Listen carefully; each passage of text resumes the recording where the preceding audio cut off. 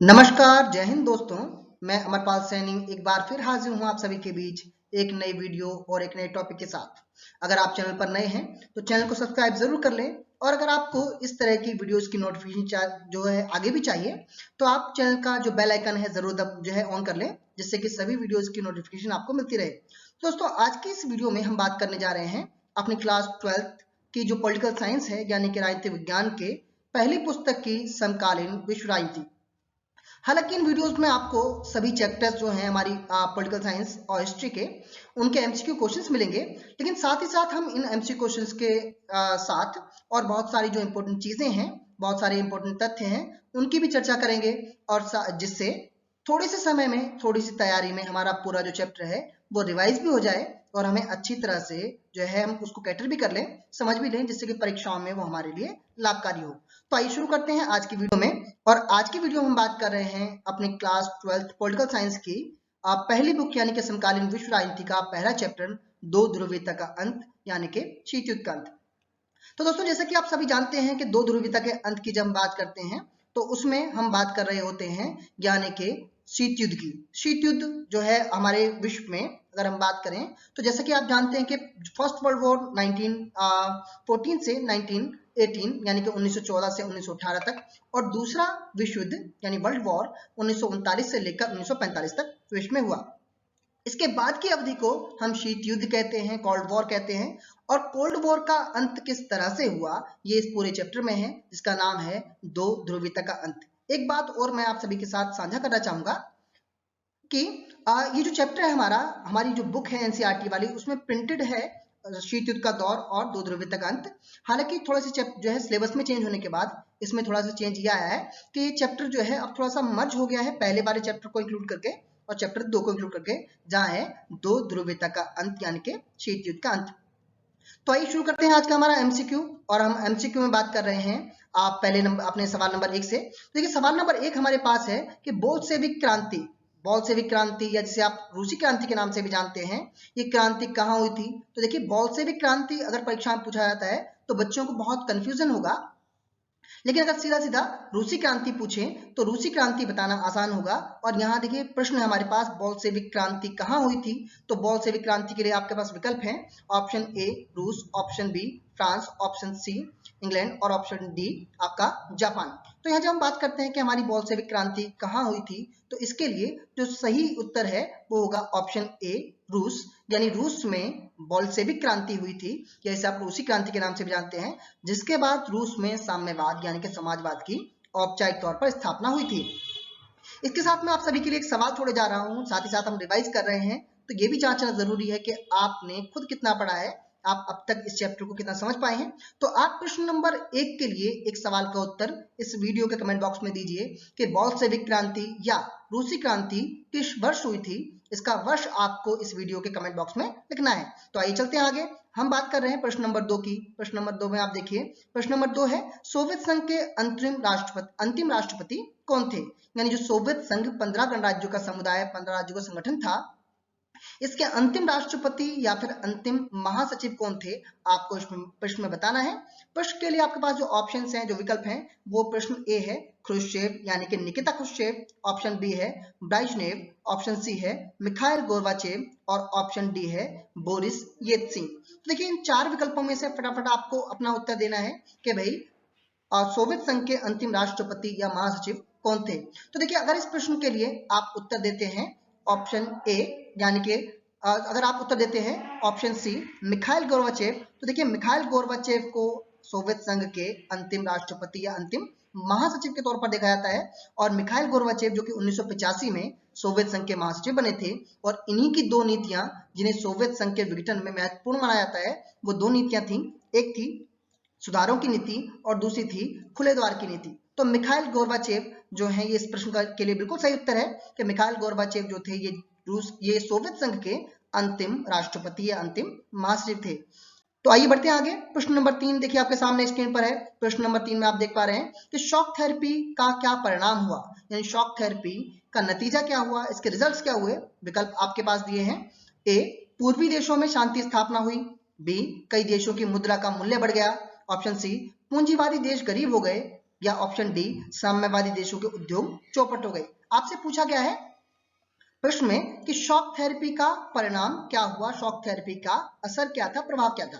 तो देखिए यहाँ प्रश्न जो शॉक थेरेपी है, शॉक थेरेपी के लिए जैसा कि हम अगर आप इस चारों प्रश्नों में से उत्तर देते हैं तो आप उत्तर दीजिए, लेकिन इस प्रश्न के लिए बिल्कुल सही जो उत्तर होगा ऑप्शन डी होगा, यानी साम्यवादी देशों के उद्योग चौपट हो गए, उद्योग धंधे पूरी तरह से उनका विनाश हो गया। और इसे ही और ये उद्योग धंधे चौपट होने के बाद इन उद्योग धंधों को उल्टे सीधे दामों पर, नौने पौने दामों पर निजी हाथों में बेचा गया।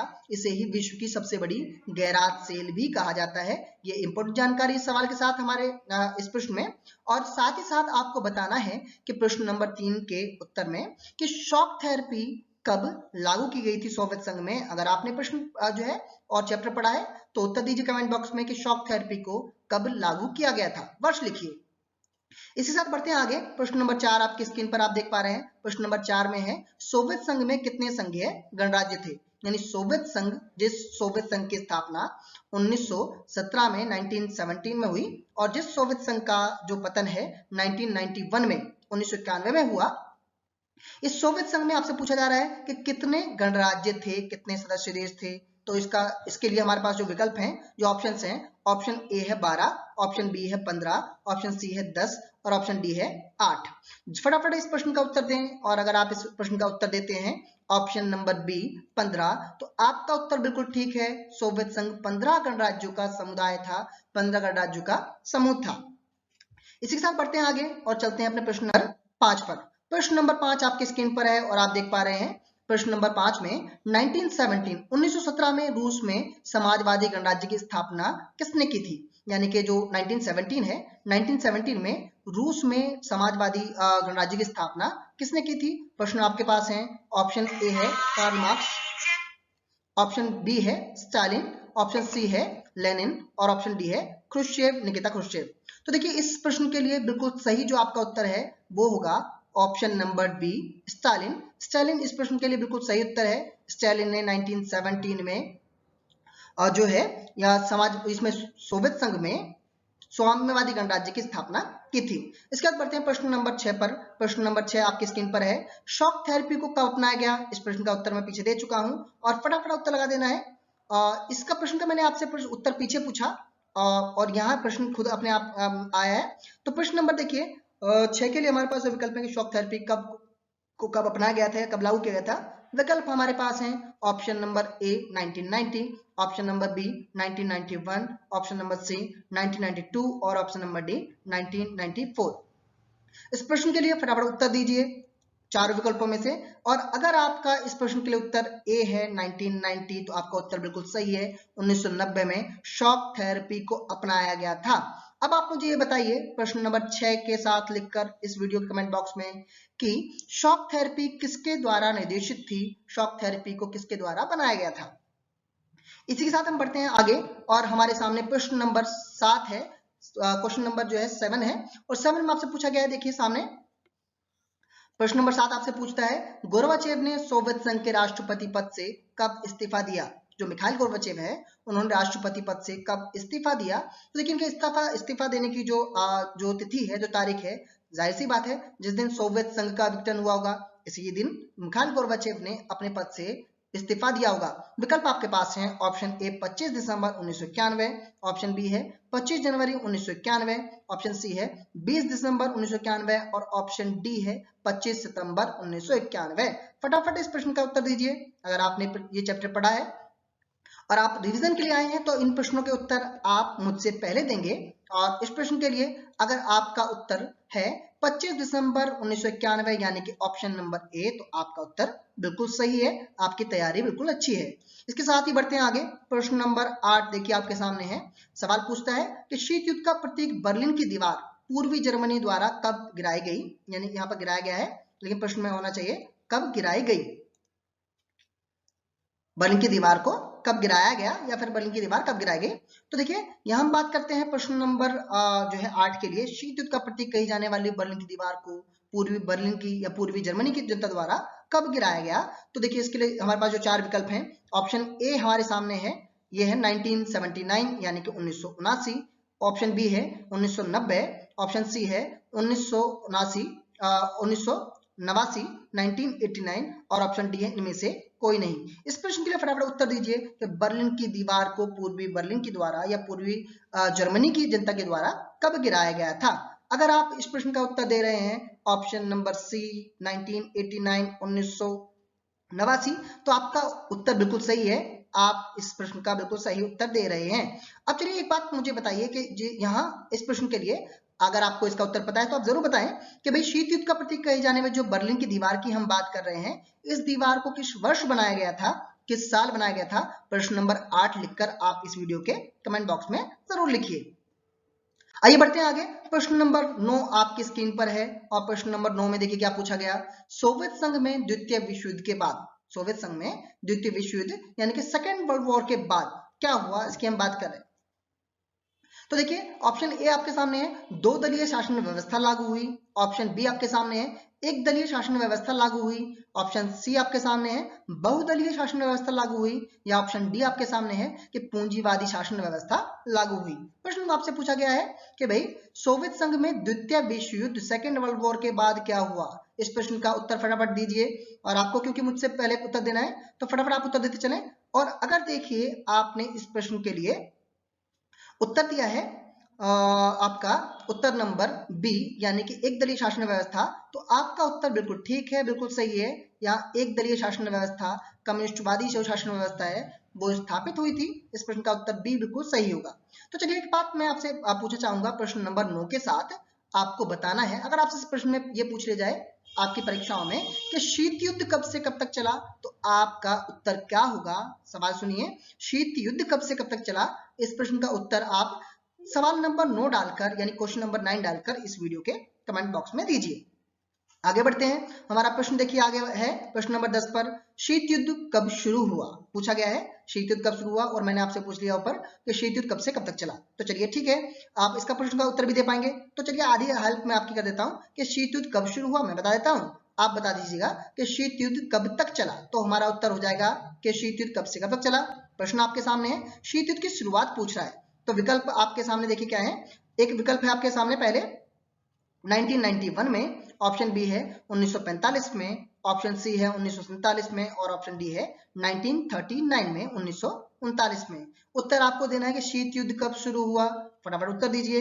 तो देखिए इस प्रश्न के साथ हम बात करते हैं, हम सीधा से जाएंगे यानी जब सेकेंड वर्ल्ड वॉर दूसरा विश्व युद्ध खत्म हुआ तभी शीत युद्ध का प्रारंभ हुआ। दो महाशक्तियां बची, अमेरिका और सोवियत संघ, और इनके बीच ही शीत युद्ध प्रारंभ हुआ।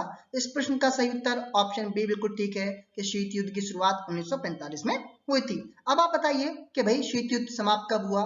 तो मेरा जो 9वें नंबर पर पूछा गया उत्तर था कि भाई शीत युद्ध कब से कब तक चला, मेरा सवाल पूरा हो जाएगा। चलिए आगे बढ़ते हैं, बात करते हैं प्रश्न नंबर 11 की। प्रश्न नंबर 11 में देखिए पूछा जा रहा है आपसे कि दो ध्रुवीय विश्व में पूर्वी गठबंधन का नेतृत्व किसने किया। देखिए दो ध्रुवीय विश्व की जब बात करते हैं तो यहाँ पर देखते हैं हम कि दो ध्रुव यानी कि विश्व जो है वो दो गुटों में, दो धड़ों में बट गया, एक तरफ अमेरिका एक तरफ सोवियत संघ। तो आपसे पूछा ही जा रहा है कि इन दोनों गुटों में से पूर्वी गठबंधन, पूर्वी गुट का नेतृत्व कौन कर रहा था, पूर्वी गुट की लीडरशिप किसके हाथों में थी। आपको इस प्रश्न का उत्तर देना है। विकल्प आपके सामने है, ऑप्शन ए संयुक्त राज्य अमेरिका, ऑप्शन बी सोवियत संघ, option C France, option D Great Britain यानी कि ब्रिटेन। उत्तर दीजिए फटाफट कि भाई दो ध्रुवीय विश्व में पूर्वी गठबंधन, पूर्वी गुट का नेतृत्व कौन कर रहा था, इसकी लीडरशिप किसके हाथों में थी। तो देखिए इस प्रश्न के लिए जो सही उत्तर है अगर आप जाएंगे तो इस प्रश्न के लिए ऑप्शन बी बिल्कुल सही उत्तर है कि सोवियत संघ पूर्वी गुट का नेतृत्व कर रहा था और अमेरिका यानी कि यूएसए वो पश्चिमी गुट का नेतृत्व कर रहा था। अगर आपसे पूछे कि पहली दुनिया, तो ध्यान रखिए पहली दुनिया के लिए भी आपसे पूछा जाएगा कि पहली दुनिया अमेरिका और उसके समर्थक पूंजीवादी देशों को कहा जाता है। आपसे पूछे दूसरी दुनिया तो इसे कहा जाता है सोवियत संघ को। तो इसी तरह के प्रश्न आपकी परीक्षाओं में भी आते हैं, आपसे पूछे जाते हैं। अगर आपकी तैयारी अच्छी है तो आप इसका प्रश्न फटाफट, इन प्रश्नों का उत्तर फटाफट दे पाएंगे, सोचने की जरूरत नहीं पड़ेगी। चलिए एक काम कीजिए, प्रश्न नंबर 11 के लिए आप इस वीडियो के कमेंट बॉक्स में मुझे बताइए कि अगर अमेरिका यानी कि जो है यूएसए को पहली दुनिया यानी कि प्रथम विश्व कहा जाता है, सोवियत संघ को दूसरी दुनिया यानी कि द्वितीय विश्व कहा जाता है, तो आप मुझे बताइए कि अंतरराष्ट्रीय राजनीति में तीसरी दुनिया किसे कहा गया, तीसरा विश्व किसे कहा गया। इसी के साथ इस प्रश्न का उत्तर आप मुझे दीजिए प्रश्न नंबर 11 डालकर इस वीडियो के कमेंट बॉक्स में। अब मैं बढ़ता हूं आगे, प्रश्न नंबर 12 पर हम देखें। सवाल पूछा गया, क्यूबा मिसाइल संकट किस वर्ष उत्पन्न हुआ? क्यूबा मिसाइल को लेकर जो संकट उत्पन्न हुआ विश्व में, वो किस वर्ष की घटना है आपको बताना है। और प्रश्न नंबर 12 के लिए आपके सामने विकल्प है 1962 यानी कि 1962, 1961 यानी कि 1961, 1960 ये गलत है ऑप्शन, और 64 पूछा गया है, चलिए ठीक है। और ऑप्शन डी है हमारे पास 1950 यानी कि 1950। इस प्रश्न के लिए सही उत्तर दीजिए। अच्छा, एक तो मैंने आपकी थोड़ी सी सहायता ये कर दी कि देखिए मैंने आपको बता दिया कि ये विकल्प ही गलत है, यानी कि आपके पास अब 3 विकल्प हैं, 3 ऑप्शन है और आपको बताना है कि क्यूबा मिसाइल संकट किस वर्ष उत्पन्न हुआ। तो देखिए क्यूबा मिसाइल जो संकट है वो उत्पन्न हुआ किस वर्ष, तो इसका सही जैसे सही उत्तर आप देते हैं अगर ऑप्शन ए यानी कि 1962, तो आपका उत्तर बिल्कुल सही है, बिल्कुल ठीक है, आपकी तैयारी बहुत पुख्ता है, बहुत अच्छी है। इसी के साथ बढ़ते हैं आगे और प्रश्न नंबर 13 पर चलते हैं। प्रश्न नंबर 13 आपके सामने है।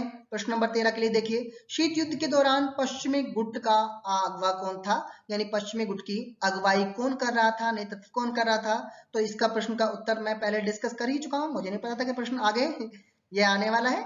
हालांकि सभी प्रश्न मैंने बनाए तो थोड़ा सा दिमाग से उतर गया होगा, लेकिन इस प्रश्न के लिए फटाफट आपको उत्तर देना है। मैं नहीं बताऊंगा कि प्रश्न नंबर 13 का उत्तर क्या होगा। अगर आप वीडियो पूरी देखते आ रहे हैं तो प्रश्न नंबर 13 का उत्तर आप फटाफट देंगे और कमेंट बॉक्स में बताएं कि प्रश्न नंबर 13 के लिए उत्तर क्या होगा। सवाल है, शीत युद्ध के दौरान पश्चिमी गुट का अगवा यानी अगुवाई कौन कर रहा था, उसकी लीडरशिप किसके हाथों में थी। तो ऑप्शन आपके पास है सोवियत संघ, बी है अमेरिका, सी है यूरोप और डी है जर्मनी। उत्तर आप इस वीडियो के कमेंट बॉक्स में दीजिए। बढ़ते हैं आगे, प्रश्न नंबर 14 हमारे पास है। प्रश्न नंबर 14 में देखिए पूछा गया, किन दो महाशक्तियों का वर्चस्व शीत युद्ध के केंद्र में था, यानी कौन सी दो महाशक्तियां जो थी उनका वर्चस्व, उनकी ताकत या उनके महाशक्ति बनने की चाहत थी, वो शीत युद्ध का केंद्र बिंदु, शीत युद्ध का सेंट्रल पॉइंट था, आपको बताना है। प्रश्न 14 के लिए विकल्प है ए जापान और संयुक्त राज्य अमेरिका यानी कि यूएसए, ऑप्शन बी है सोवियत रूस और जर्मनी, ऑप्शन सी है संयुक्त राज्य अमेरिका और सोवियत, ऑप्शन डी है सोवियत रूस, सोवियत और जर्मनी। तो देखिए इन चारों प्रश्नों के लिए आपके चारों विकल्पों में से आप अपना उत्तर दीजिए। इस प्रश्न का अगर आप उत्तर दे पा रहे हैं ऑप्शन सी, हालांकि मैं इस प्रश्न के उत्तर को पीछे डिस्कस कर चुका हूं, अगर आप वीडियो देखते हुए आ रहे हैं तो आप इस प्रश्न का उत्तर बहुत फटाफट देंगे। अगर आपकी तैयारी अच्छी है तो आप अच्छी तरह दे पाएंगे। देखिए यूएसए यानी कि अमेरिका और दूसरा सोवियत संघ, इन दोनों के बीच के जो विवाद थे उसे ही शीत युद्ध की परिस्थिति के रूप में, शीत युद्ध की दशा के रूप में देखा जाता है। आइए आगे बढ़ते हैं। प्रश्न नंबर 15 आपके सामने आपकी स्क्रीन पर है। प्रश्न नंबर 15 में पूछा गया कि सीटो और सेंटो जैसे संगठनों का संस्थापक कौन सा देश था, यानी सीटो और सेंटो जो कि सैन्य समझौते थे, सैन्य गठबंधन थे, संगठन थे, इन संगठनों की स्थापना किसने की थी, इनका संस्थापक कौन था, आपको इस प्रश्न में ये बताना है। ऑप्शन ए आपके पास है अमेरिका, ऑप्शन बी आपके पास है सोवियत संघ, ऑप्शन सी आपके पास है चीन और ऑप्शन डी आपके पास है इनमें से कोई नहीं। तो देखिए यहाँ पर जो है अमेरिका, सोवियत संघ, चीन और इनमें से कोई नहीं, आपको 4 विकल्पों में से इसका सही उत्तर देना है। फटाफट इस प्रश्न का उत्तर दीजिए।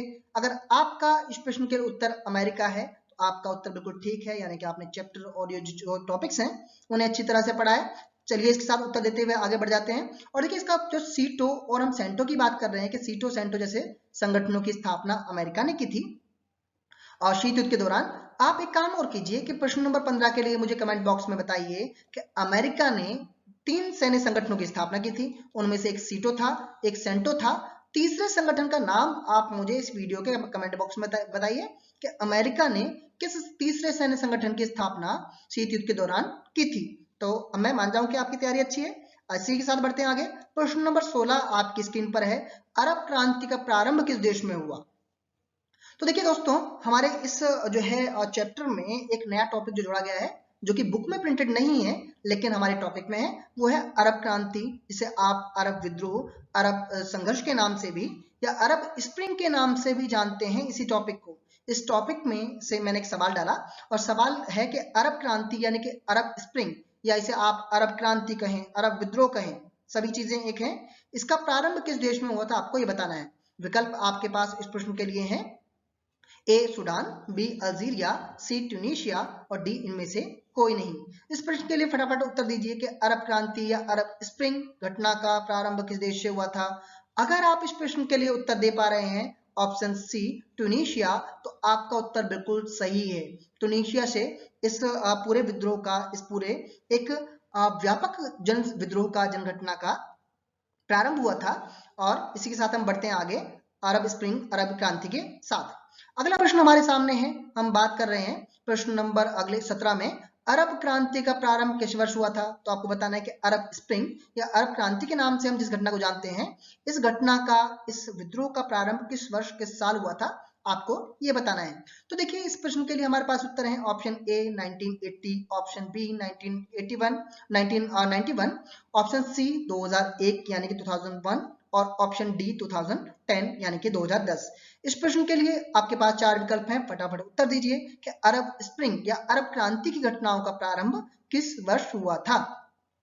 तो देखिए दोस्तों, इस प्रश्न के लिए अगर आपका उत्तर ऑप्शन डी है तो आपका उत्तर बिल्कुल सही है। सन 2010 में अरब स्प्रिंग, 2010 के जो है स्प्रिंग सीजन में यानी कि बसंत ऋतु में इस घटना का प्रारंभ हुआ, इसलिए इसका नाम पड़ा अरब स्प्रिंग, अरब क्रांति, अरब विद्रोह या फिर अरब संघर्ष के नाम से भी हम इस घटना को जानते हैं। सवाल के जो है शब्दों में आपको कंफ्यूज बिल्कुल नहीं होना है, क्योंकि कई बार ये होता है कि हम पढ़ एक ही शब्द लेते हैं और परीक्षाओं में शब्द बदलकर प्रश्न पूछ लिए जाते हैं, तो बच्चे वहीं हमारे ढेर हो जाते हैं। तो साथ में तैयार रहिए कि आपका जो प्रश्न है वो आपको समझ आए, केवल रटना नहीं है।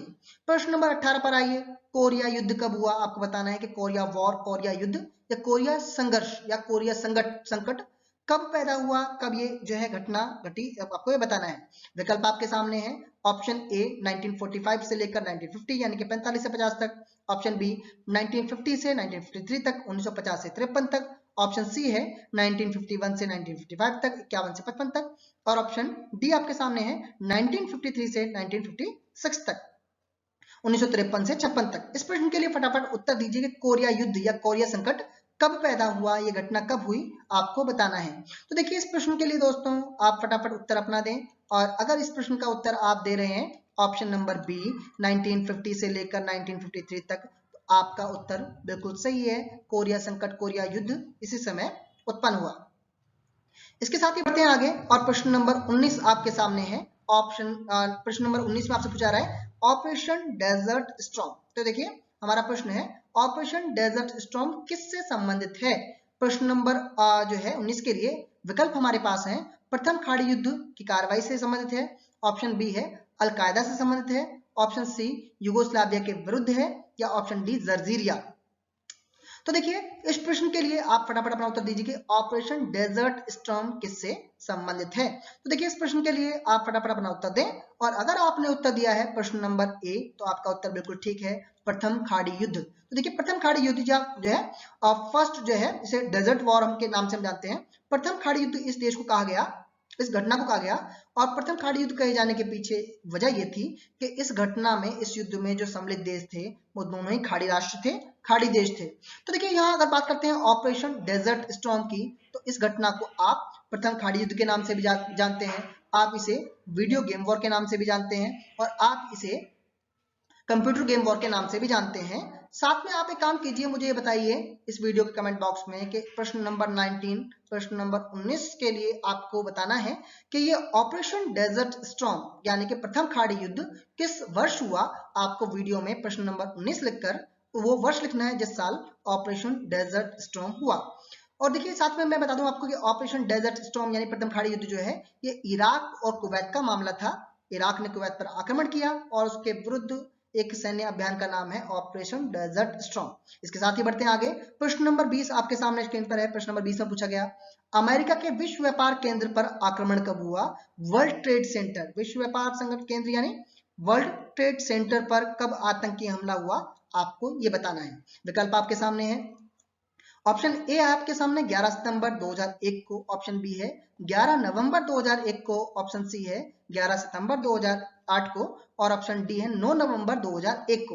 तो इस प्रश्न के लिए फटाफट आप उत्तर दीजिए कि अमेरिका के वर्ल्ड ट्रेड सेंटर पर आक्रमण कब हुआ। तो देखिए अमेरिका के वर्ल्ड ट्रेड सेंटर पर जो आक्रमण होने की जो तिथि है, जो तारीख है, वो है 11 सितंबर 2001। आपका अगर आपने ये उत्तर दिया है, आपका उत्तर बिल्कुल ठीक है, 11 सितंबर 2001 को ये घटना हुई, और इसी घटना को हम 9/11 की घटना के नाम से भी जानते हैं। इसी घटना को हम 9/11 9/11 की घटना के नाम से जानते हैं, क्योंकि अमेरिका में पहले महीना और फिर तारीख लिखने का चलन है। इस तरह से 9वां महीना यानी कि सितंबर और 11 तारीख, तो 9/11 2001 को ये घटना हुई और ये घटना अंतरराष्ट्रीय राजनीति में 9/11 की घटना के नाम से बड़ी प्रसिद्ध है, बड़ी फेमस है। इसी के साथ बढ़ते हैं आगे। प्रश्न नंबर 21 आपके सामने है। प्रश्न नंबर 21 में देखिए, किस देश ने 2003 में संयुक्त राज्य देखिए प्रश्न जो है हमारे पास सामने, किस देश ने 2003 में संयुक्त राष्ट्र संघ की उपेक्षा करके इराक पर आक्रमण किया? संयुक्त राष्ट्र संघ यानी यूएनओ की अनदेखी करके, यूएनओ की उपेक्षा करके किस देश ने इराक पर 2003 में हमला किया, आपको बताना है। प्रश्न नंबर 21 के लिए हमारे जो पास जो ऑप्शन है, ऑप्शन ए फ्रांस है, ऑप्शन बी चीन है, ऑप्शन सी रूस है और ऑप्शन डी है अमेरिका। इन 4 विकल्पों में से आपको बताना है कि प्रश्न नंबर 21 के लिए कौन सा उत्तर बिल्कुल सही है। देखिए दोस्तों, अगर आपने उत्तर दिया है प्रश्न नंबर 21 के लिए उत्तर डी अमेरिका, तो आपका उत्तर बिल्कुल सही है। अमेरिका ने सन 2003 में जो है एक कहते हैं सैन्य अभियान किया इराक के खिलाफ, और इसे ही जो है हम 2003 के इराक हमले के नाम से जानते हैं, और इसी घटना को हम दूसरे खाड़ी युद्ध के नाम से जानते हैं। इस पूरी घटना को आप मुझे ये बताइए कि इस घटना को जिसमें 2003 में अमेरिका ने इराक पर हमला किया, इसका एक घटना का नाम है ऑपरेशन करके, उसका नाम आप इस वीडियो के कमेंट बॉक्स में बताइए प्रश्न नंबर 21 डालकर। चलिए आगे बढ़ते हैं। प्रश्न नंबर 21 के बाद प्रश्न नंबर 22 आपके सामने है। प्रश्न नंबर 22 में पूछा गया, शीत युद्ध के पश्चात संयुक्त राज्य अमेरिका यानी कि यूएसए का प्रमुख कहा जाता था, ठीक है। यानी शीत युद्ध के पश्चात जो है इसको मतलब अमेरिका को क्या कहा गया था? तो देखिए अमेरिका को कहा गया या अमेरिका के साथ जुड़ी हुई बात को कहा गया। तो प्रश्न नंबर 22 के लिए हमारे पास विकल्प हैं, एक ध्रुवीय विश्व का दौर कहा गया, दो ध्रुवीय विश्व का दौर कहा गया, बहुध्रुवीय विश्व का दौर कहा गया, या ऑप्शन डी है इनमें से कोई नहीं। तो फटाफट इस प्रश्न का उत्तर दीजिए कि शीत युद्ध की समाप्ति होने के बाद यूएसए का जो ने इस दौर को किस नाम से विख्यात किया, किस नाम से जाना गया? तो देखिए इस प्रश्न के लिए अगर आपका उत्तर ए है तो आपका उत्तर बिल्कुल ठीक है कि इस जो 1991 में 1991 में सोवियत संघ का विघटन होने के बाद विश्व की व्यवस्था को एक ध्रुवीय कहा गया है ना, कि जहां पर अमेरिका और सोवियत संघ नहीं बल्कि सिर्फ एक महाशक्ति अमेरिका महाशक्ति थी, इसे कहा गया एक ध्रुवीय विश्व का दौर। प्रश्न नंबर 22 के बाद 23 में आते हैं। प्रश्न नंबर 23 पर देखिए सवाल आपके सामने है कि शॉक थेरेपी की रूपरेखा किसके द्वारा तैयार की गई?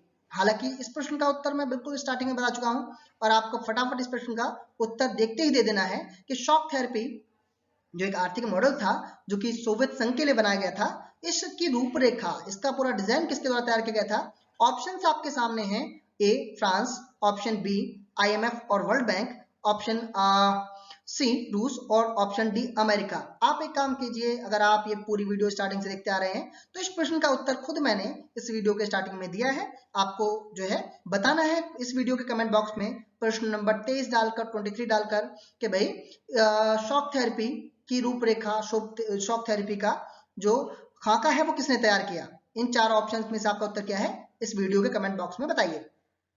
आगे बात करते हैं। प्रश्न नंबर 24 देखिए आपके सामने है। प्रश्न नंबर 24 में आपसे पूछा गया, सोवियत संघ के विघटन के बाद पहले राष्ट्रपति कौन थे? यानी कि जब सोवियत संघ का विघटन हो गया तो इसका विघटन होने के बाद रूस सोवियत संघ के राष्ट्रपति, मतलब कह सकते हैं रूस जो है सोवियत संघ का उत्तराधिकारी बना, और रूस के पहले राष्ट्रपति कौन थे या सोवियत संघ का विघटन होने के बाद पहले राष्ट्रपति कौन थे, उनका नाम आपको इन विकल्पों में से बताना है। विकल्प एक यानी ऑप्शन ए आपके सामने है निकिता क्रुश्चेव, ऑप्शन बी है ब्रेजनेव, ऑप्शन सी है मिखाइल गोर्बाचेव और ऑप्शन डी है बोरिस येल्त्सिन। इन चारों प्रश्नों में से अपना उत्तर सही दीजिए कि सोवियत संघ का विघटन होने के बाद रूस के पहले राष्ट्रपति कौन बने, किन्हें चुना गया? तो देखिए इस प्रश्न के लिए दोस्तों अगर आपका उत्तर ऑप्शन नंबर डी है तो आप बिल्कुल सही हैं, बोरिस येल्त्सिन सोवियत संघ का विघटन होने के बाद रूस के पहले राष्ट्रपति बने। इसके बाद बढ़ते हैं आगे। प्रश्न नंबर 25 और इस वीडियो का अंतिम सवाल है कि भाई अमेरिका ने 1945 में किस देश पर घातक हमला किया? तो देखिए ये अमेरिका ने 1945 में जब सेकेंड वर्ल्ड वॉर खत्म होने वाला था, दूसरा विश्व युद्ध समाप्त होने वाला था, ठीक उसी समय अमेरिका ने जो है एक देश पर हमला किया, और उस देश पर हमला करने के साथ ही सेकेंड वर्ल्ड वॉर की यानी कि दूसरे विश्व युद्ध की समाप्ति हो गई। आपको बताना है अमेरिका ने 1945 में किस देश पर घातक हमला किया। अगर आपने चैप्टर पढ़ा है तो बहुत आप आसानी से उसका उत्तर दे पाएंगे। ऑप्शंस आपके सामने हैं, ए सुडान, बी अल्जीरिया, सी अफगानिस्तान और डी जापान। इन चारों प्रश्नों में से अपना उत्तर दीजिए। अगर आपने उत्तर दिया है इस प्रश्न का ऑप्शन डी तो आपका उत्तर बिल्कुल सही है, बिल्कुल ठीक है। 1945 में जापान पर ही अमेरिका ने बड़ा घातक हमला किया था और जापान के 2 शहर हिरोशिमा और नागासाकी को पूरी तरह से बर्बाद कर दिया था। ये जो हमले थे वो थे 6 अगस्त और 9 अगस्त को होने वाले, मतलब जो ये हमले हुए। आप एक काम कीजिए, इस वीडियो के कमेंट बॉक्स में मुझे प्रश्न नंबर 25 लिखकर बताइए कि अमेरिका ने जापान के 2 शहरों हिरोशिमा और नागासाकी में जो आतंकी हमले नहीं बोलेंगे, अमेरिका ने जो हमले किए, इन हमलों में अमेरिका ने किन किन परमाणु बमों का, किन किन वेपन्स का इस्तेमाल किया था, उन परमाणु बमों के कोड वर्ड नेम्स क्या हैं आपको इस वीडियो में बताने हैं। इसी के साथ आज की हमारी वीडियो पूरी होती है। हालांकि हमने कोशिश की पूरी कि इस वीडियो में हम बहुत ही महत्वपूर्ण जो चीजें हैं इस चैप्टर की, बहुत ही इंपॉर्टेंट चीजें हैं इस चैप्टर की, उन्हें कवर करें। साथ ही साथ हम सिर्फ एमसीक्यू नहीं कर रहे हैं, हम डिस्कशन कर रहे हैं उन सवालों के आसपास की बहुत सारी चीजों को, जिससे कि बहुत थोड़े से समय में बच्चों की बहुत अच्छी तैयारी हो जाए, उनका रिवीजन हो जाए। और इसी लक्ष्य के साथ हम आते रहेंगे अपने जो सब्जेक्ट्स हैं उनके चैप्टर वाइज वीडियो लेकर। अगर आपको वीडियो पसंद आती है तो लाइक जरूर करें, और आप चाहते हैं कि आपके दोस्तों का भी रिवीजन अच्छा हो, सबका रिजल्ट अच्छा है, तो इस वीडियो को शेयर जरूर करें। चैनल सब्सक्राइब नहीं किया है तो जरूर कर लें, और साथियों को भी कहें कि वो चैनल सब्सक्राइब कर लें, जिससे कि फिर से किसी को वीडियो शेयर करने की जरूरत ना पड़े, सबके पास नोटिफिकेशन टाइम टू टाइम पहुंचती रहे। मिलते हैं अगली वीडियो में, तब तक के लिए जय हिंद, नमस्कार।